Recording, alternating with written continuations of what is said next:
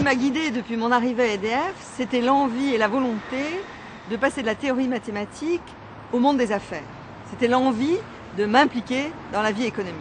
Et ça a été au-delà de mes espérances. J'ai été nommée la première femme directeur d'une unité de production transport. Et dans les années 90, il n'y avait pas de femmes cadres, pas beaucoup, et encore moins à la production transport. Ça a été certainement un atout, car tout le monde me connaissait. Et dans les réunions, j'étais très souvent la seule femme. C'était un défi aussi, parce qu'il fallait se faire écouter et puis être traitée à égalité avec les hommes. Le poste le plus exaltant, ça a été d'être directrice de la division entreprise au moment où il fallait tout repenser à l'ouverture du marché de l'électricité à la concurrence. On a été obligé de se différencier, évidemment. Pour se différencier, on a inventé des services nouveaux, des conseils pour aider les clients à diminuer leur consommation d'électricité et donc leur facture. Et c'est devenu le fil directeur de la suite, l'efficacité énergétique. Et puis on est passé des conseils à la réalisation des travaux pour diminuer les consommations et même ensuite diminuer l'empreinte carbone des clients. Pour ça, j'avais des engagements professionnels, service aux clients, priorité aux clients, puis des engagements de respecter l'équilibre vie familiale, engagement professionnel, priorité à mes enfants et à ma famille.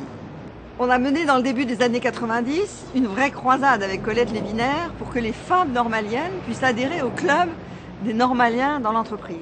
Ça fait sourire aujourd'hui évidemment, mais je vous assure qu'il a fallu le demander, il a fallu insister, il a fallu convaincre.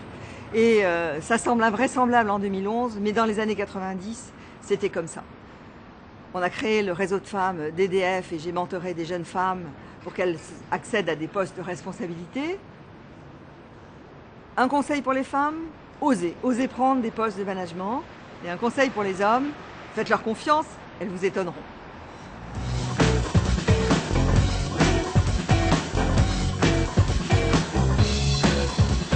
Deux caractéristiques qui m'ont conduite dans toute ma carrière, dans toute ma vie, c'est sans doute la curiosité et le pragmatisme. Et ces deux caractéristiques, je les ai mises au service de deux passions. Une passion d'abord pour l'environnement, qui est vraiment le fil conducteur de ma carrière, et puis une passion pour le développement. En fait, ce qui m'intéresse, c'est le nexus, l'interface des deux. Comment trouver des façons de développer, de poursuivre l'économie, le développement économique, avec des technologies qui respectent l'environnement. Donc, ce poste que j'occupe aujourd'hui chez Areva, que peut m'épanouir.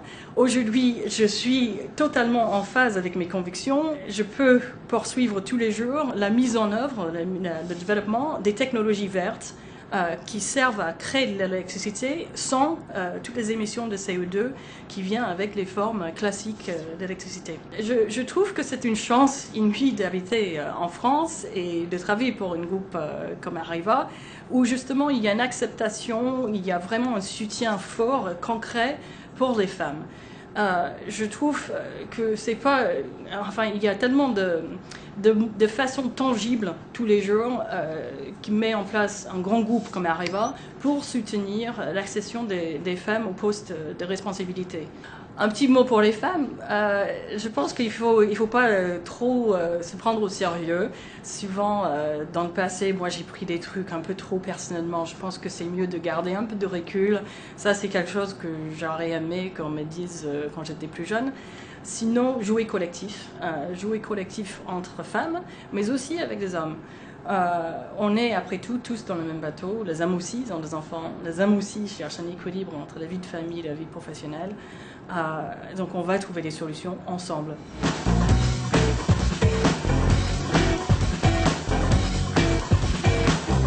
Bonjour, j'appartiens au monde de l'énergie, un monde d'hommes dans lequel, pour moi, être une femme a toujours été une expérience très intéressante, n'en doutez pas. Un monde qui a beaucoup changé au cours de ces dernières années, du fait de la prise de conscience brutale, planétaire, qui nous a obligés à revoir notre mode de vie et à trouver des solutions énergie permettant de conjuguer confort, économie et souci de l'environnement. Dans ce monde devenu complexe, c'est-à-dire et compliqué et incertain, la raison et la logique ne suffisent plus. Il s'agit aujourd'hui, bien sûr, d'analyser, de continuer à analyser, à mettre en objectif, d'organiser, de planifier, mais surtout de veiller à créer un cadre favorable pour imaginer, réinventer, fédérer, engager des équipes. Bref, il s'agit de mobiliser et développer les fantastiques ressources de notre intelligence émotionnelle, un sujet qui me passionne et sur lequel j'ai beaucoup travaillé et que j'essaye de mettre en application tous les jours dans mon management. À 20 ans, je disais déjà, sans doute mon côté idéaliste, il faut des entreprises qui réussissent avec des gens heureux en changeant un petit peu le monde. Vous imaginez, lorsqu'au début des années 2000, j'ai découvert le développement durable. Une façon de dire la même chose, en plus intelligent, en plus sophistiqué, people, planète, profit. Bref, un encouragement à combiner la raison, le sens et pourquoi pas une dose d'idéal.